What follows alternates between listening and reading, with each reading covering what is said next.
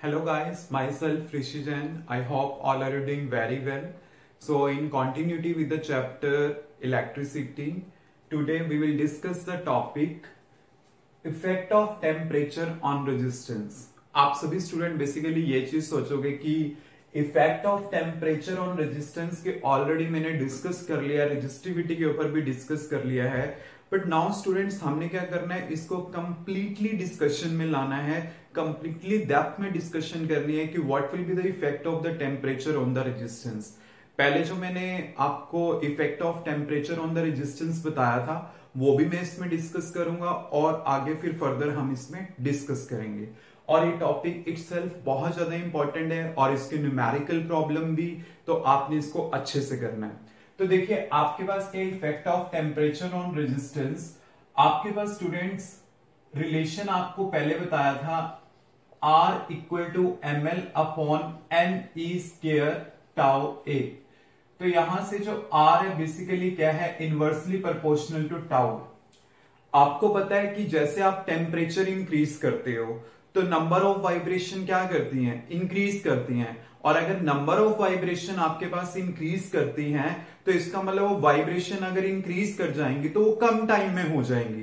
तो इसका मतलब क्या है कि रिलैक्सेशन टाइम डिक्रीज कर रहा है तो आर आपके पास क्या करेगा, इंक्रीज करेगा। तो इसका मतलब क्या है कि जब हम टेम्परेचर को इंक्रीज करते हैं due to increase in the number of vibration, आपके पास रिलैक्सेशन टाइम डिक्रीज कर जाता है, जिसकी वजह से रेजिस्टेंस क्या कर जाता है, increase. So we can say resistance is directly proportional to temperature. मतलब जितना ज्यादा आपके पास टेम्परेचर होगा उतना ही ज्यादा क्या होगा, रेजिस्टेंस होगा।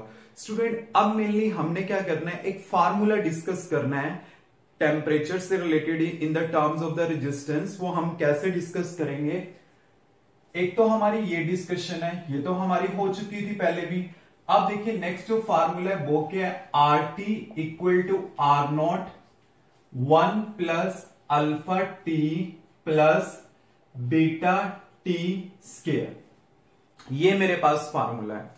यहां पे आर टी आपके पास क्या है, resistance at T degree Celsius, और आर नॉट क्या है, resistance at 0 degree Celsius. But 0 degree Celsius में भी याद रखना 273 केल्विन होता है। और अल्फा और बीटा मेरे पास क्या है, दीज आर, अल्फा और बीटा मेरे पास क्या है, temperature coefficient of resistance. These are the temperature coefficient of resistance. और टी हमारे पास यहां पे क्या है, टेम्परेचर है। क्लियर? तो T is not time, T is temperature.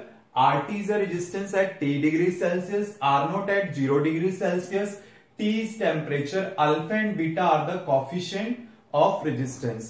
But student always remember कि जो अल्फा बीटा मैंने लिए है ना, इसमें से जो अल्फा होता है ये हमारी जो ऑर्डिनरी एक्सपेरिमेंटेशन होती हैं, लाइक जैसे मान लो कि मैंने लैब में परफॉर्म की हैं, these are perform at the ordinary temperature, तो उसके लिए तो हम अल्फा यूज करते हैं।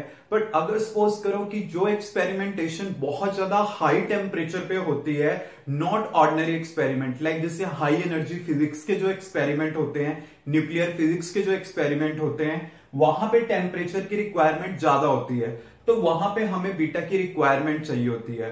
बट आपको पता है 12th level you will not such use beta, तो बीटा का हमने यूज नहीं करना है इतना, आपने सिर्फ क्या करना है, अल्फा का यूज करना है। और ऑलवेज रिमेंबर कि ये मेरे पास क्या है, एम्पिरिकल फार्मूला है। एम्पिरिकल फार्मूला क्या होता है कि these are the experimentally derived, by the experiment इनकी डेरिवेशन करी गई है, बट ऐसा नहीं है कि by the theory we can derive it, कोई थ्योरी से ड्राइव नहीं है, just we can simply use them. Clear? तो आपने जब बीटा को निग्लेक्ट कर दिया क्योंकि ये हायर ऑर्डर एक्सपेरिमेंट में एप्लीकेबल है, तो आपके पास क्या आएगा, R T equal to R naught 1 प्लस अल्फा टी, ये आपके पास आ जाएगा।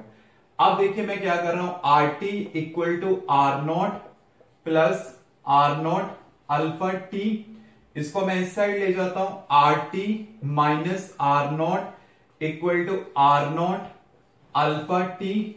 तो यहां से अल्फा की वैल्यू क्या आ जाएगी, R T minus R naught divide by R naught into T. ये मेरे पास आ गया। तो अल्फा बेसिकली क्या हुआ, R T minus R naught divide by R naught into T. Basically R T क्या रेजिस्टेंस है, टी डिग्री सेल्सियस, और ये 0 पे था। मतलब सपोज करो मैं 0 से स्टार्ट हुआ, टी तक गया, तो R T minus R naught क्या रिप्रेजेंट करेगा, इंक्रीज इन द रेजिस्टेंस। कि जैसे आप टेम्परेचर को 0 से टी तक इंक्रीज कर रहे हो, तो ये क्या होगा, increase in the resistance, change in the resistance. R naught क्या होगा, 0 डिग्री सेल्सियस, मतलब ये क्या हुआ, ओरिजिनल हुआ। और टी क्या हुआ, change in the temperature. Because अगर मैं इसको लिखना चाहूं, मैं इसको ऐसे भी तो लिख सकता हूं ना, टी माइनस 0, मतलब चेंज इन द टेम्परेचर। कि 0 को लिखने की जरूरत नहीं पड़ती, तो मैंने इस टाइप से लिखा टी माइनस 0, तो आपके पास ये आ जाएगा।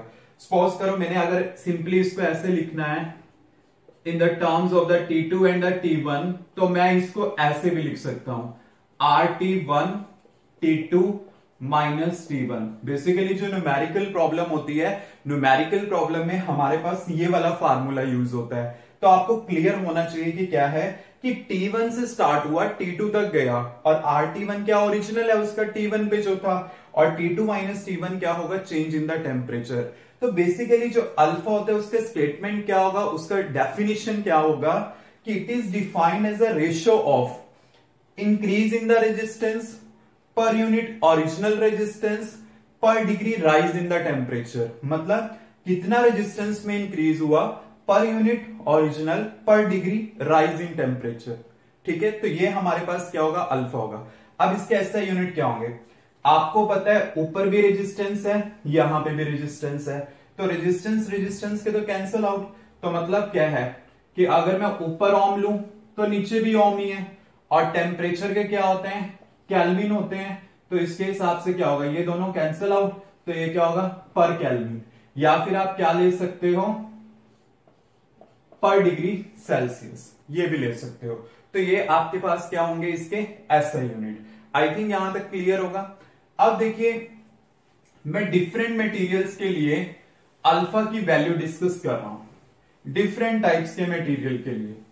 तो देखिए कैसे, अल्फा पता है आपको क्या आया था, RT2 RT1 divide by RT1 T2 minus T1। अगर मैं बात करता हूं फॉर मेटल्स, और वी कैन से कंडक्टर, तो जो अल्फा का वैल्यू आपके पास होगा वो क्या होगा, पॉजिटिव होगा, और कैन से हाईली पॉजिटिव। अगर मैं बात करता हूं अलॉय की, अगर मैं अलॉय के लिए डिस्कस करता हूं, तो अल्फा का वैल्यू क्या होगा आपके पास, स्मॉल पॉजिटिव। अगर मैं बात करता हूं सेमीकंडक्टर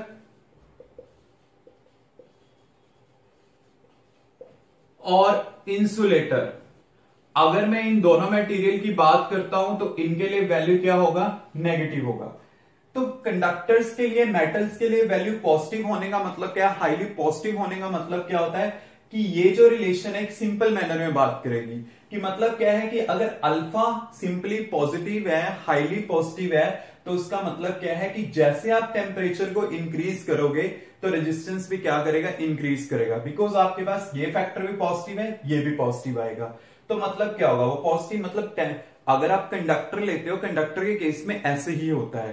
तो मतलब क्या है, कि अल्फा का वैल्यू पॉजिटिव अगर है, तो इसका मतलब क्या है आपके पास, कि with respect to increase in temperature resistance क्या करेगा, इंक्रीज करेगा। अगर मैं अलॉयस के केस में डिस्कस करता हूं, तो उसके लिए क्या होती है, स्मॉल पॉजिटिव है। स्मॉल पॉजिटिव का मतलब क्या है, कि जैसे आप टेम्परेचर को इंक्रीज करोगे, तो रेजिस्टेंस इंक्रीज करेगा, बट वो इतना ज्यादा इंक्रीज नहीं करेगा। चेंजेस आएंगे रेजिस्टेंस में, बट वो इतने ज्यादा नहीं आएंगे। There are the small changes. और अगर आप सेमीकंडक्टर और इंसुलेटर का डिस्कस करते हो, तो उस केस में आपके पास क्या होगा, नेगेटिव। मतलब इफेक्ट रिवर्स होगा, कि जैसे आप टेम्परेचर को इंक्रीज करोगे, तो रेजिस्टेंस क्या करेगा, इसमें डिक्रीज करेगा। अब स्टूडेंट, मैं इसको क्या करता हूं, कंप्लीटली मैनर में एक्सप्लेन कर रहा हूं, कि बेसिकली रीजन क्या होता है फिजिकली, कि जब आप टेम्परेचर को इंक्रीज करते हो कंडक्टर में, कि आपके पास रेजिस्टेंस इंक्रीज करता है। देखिए आपके पास होता क्या है, कि जैसे सपोज करो मेरे पास एक मेटल शीट है, ये मेरे पास मेटल होगी, और ये मेरे पास सेमीकंडक्टर होगी। तो आपके पास क्या होता है कि जैसे आप टेम्परेचर को इंक्रीज करते हो तो आपके पास मेटल के केस में चार्ज कैरियर क्या होते हैं, इलेक्ट्रॉन्स होते हैं। तो होता है कि जैसे आप टेम्परेचर को इंक्रीज करते हो तो number of free electrons increase करते हैं। तो मेरे पास इलेक्ट्रॉन्स इंक्रीज कर रहे हैं, बट अगर यहां पे इलेक्ट्रॉन इंक्रीज कर रहे हैं तो उसकी वजह से वाइब्रेशन भी इंक्रीज कर रही है, because you have to see both of the factor, एक तो वाइब्रेशन और एक number of charge career.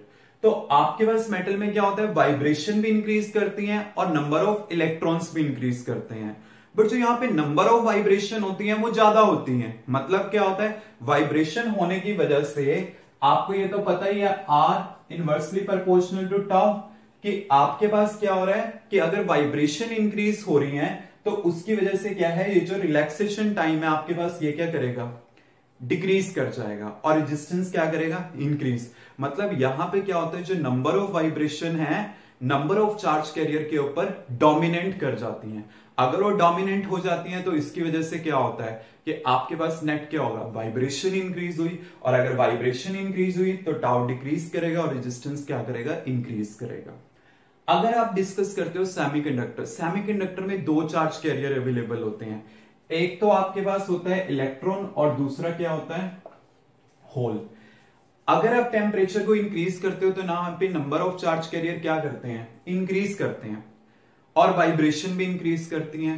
But होता क्या है, यहाँ पे number of charge carrier as compare to the vibration ज्यादा होते हैं, और अगर यहाँ पे नंबर ऑफ चार्ज कैरियर ज्यादा है तो कंडक्टिविटी क्या करेगी, इंक्रीज, और अगर कंडक्टेंस इंक्रीज कर जाती है तो रेजिस्टेंस क्या करेगा, डिक्रीज। वी हैव टू सी कि कौन सा फैक्टर किसके ऊपर डोमिनेंट है। आई थिंक ये चीज क्लियर होगी कि मेटल के केस में रेजिस्टेंस क्या करेगा, इंक्रीज करेगा, और सेमीकंडक्टर के केस में रेजिस्टेंस डिक्रीज करेगा with respect to increase in the temperature. And one of the most important thing for the alloys के लिए हमेशा याद रखना कि जो हमारे स्टैंडर्ड रेजिस्टेंस कॉइल्स होती हैं वो हमेशा अलॉयज की बनाई जाती है। क्यों? क्योंकि उसके लिए ना अल्फा का वैल्यू स्मॉल पॉजिटिव होता है, उसकी हाई रेजिस्टिविटी होती है। स्मॉल पॉजिटिव होने का मतलब क्या, उसके ऊपर टेम्परेचर का इतना इफेक्ट नहीं पड़ता, और टेम्परेचर का जब ज्यादा इफेक्ट नहीं पड़ रहा सो हम क्या करते हैं, जो स्टैंडर्ड रेजिस्टेंस कॉइल्स होती हैं वो हम कॉन्स्टेंटन और मैंगनीन की बनाते हैं। These are the alloys. क्यों? क्योंकि उसके लिए अल्फा का वैल्यू स्मॉल पॉजिटिव होता है, तो उसके ऊपर टेम्परेचर का इफेक्ट क्या पड़ता है, कम। आई थिंक ये चीज क्लियर होगी, क्योंकि अगर आपको ये चीज क्लियर हुई होगी तो जो हमने नेक्स्ट आर्टिकल डिस्कस करना है रेजिस्टिविटी से रिलेटेड, कि उसके ऊपर टेम्परेचर का क्या इफेक्ट पड़ेगा, वो आपको क्लियर हो जाएगा। Clear students, any doubt?